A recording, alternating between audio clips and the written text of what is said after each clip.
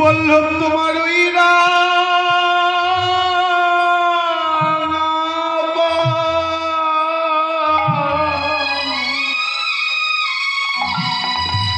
শুধু আমায় দেহ দেহ বিদায়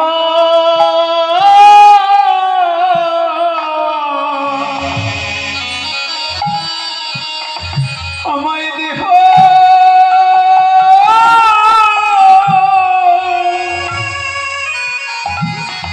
দেহ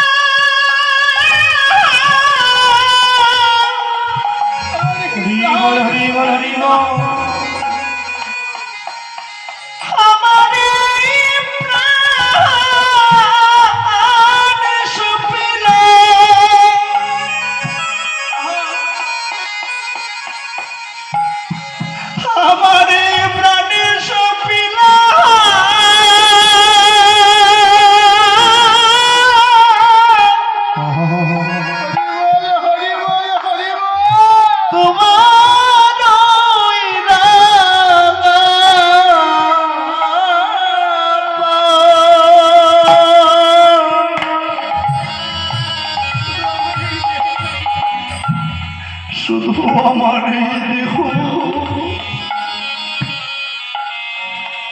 দেহ বিদায়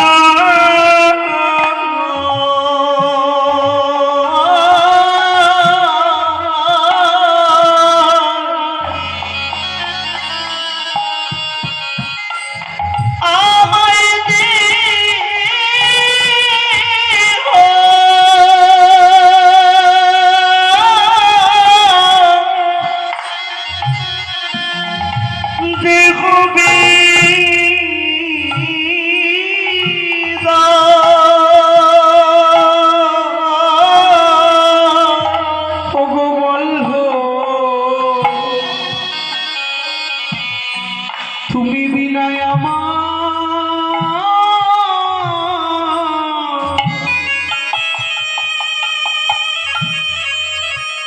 আমার আর কে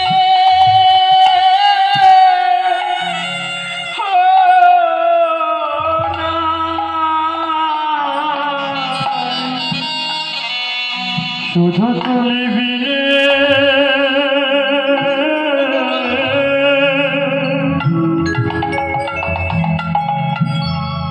আমার কে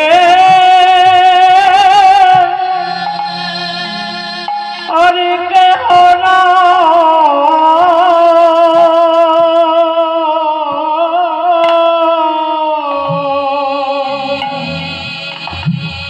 বলবো এই 84 বর্ষ বৃন্দাবনে তুমি ছাড়া যে আমার আর কেউ নেই। তোমাকে যে আমি সর্বস্ব অর্পণ করেছি, একমাত্র এই জগতে যদি আমার আপন বলতে কেউ থাকে সে হলে তুমি। কিন্তু তোমার কাছ থেকে আমি কেমন করে বিদায় নিয়ে যাব বলো বলো, আমার যে আর দেওয়ার মতো কিছুই না। তাই আমি আমার এই মন প্রাণ তোমাকে দিয়ে গেলাম, তুমি আমার দেহটাকে বিদায় করে দাও। গোবিন্দ বলল, রায় বেলা যে প্রভাত হয়েছে, এখন যে আনজন দেখলে তোমায় আন ভাববে। তো রায়, তোমাকে যে আনজন দেখলে মন্দ ভাষা বলবে। রাধারানী বলে, কেন বললো? তুমি আমাকে একটু তোমার মতো করে সাজিয়ে দিতে পারছো?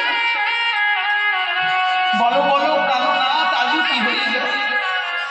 কেমনে যাইব ঘরে ঋষি পোহাইল, মৃগমদ চন্দন সবে গেও নয়নের কাজল গেল সীতার সিঁদুর। তোমার অঙ্গের বিতবাস দেহ মরে পড়ি, উচ্চ করি বান্ধব পায়ালাইয়া যতনে পড়াও বহু নিজ আবরণ, সঙ্গে করে নিয়ে চলো বঙ্কিম নয়ন। বসুর আমার নন্দে বলে এমন প্রীতি, ব্যাঘ্র হরিণে যেন একত্রে বসতি। তুমি আমাকে একটু তোমার মতো করে সাজিয়ে দাও। গোবিন্দ বলে রায়, তুমি হচ্ছে 84 কোষ বৃন্দাবনের মালিক, তোমাকে আমি কোথায় বসিয়ে সাজাবো? এক কাজ করো রায়, এসো এসো, আমি তোমাকে নিজ অঙ্কের ওপর বসিয়ে সাজাই। গোবিন্দ কি করলে? নিজ অঙ্কের ওপর বসিয়ে নিয়ে আমার প্রেমময়ী রাধারানীকে সাজাইতে লাগলেন। মহাজন বলে দেখো দেখো, উড়ো উড়ো উপরে লইয়া বিনোদিনী, উড়ো উপরে লইয়া বিনোদিনী। আরে মনমথ রঙে আজু,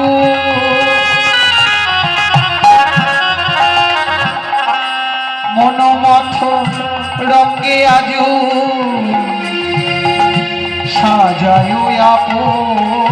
আর মনমত রঙ্গে আজ সাজায় আপনে, কত অলকা তিলকা দিল।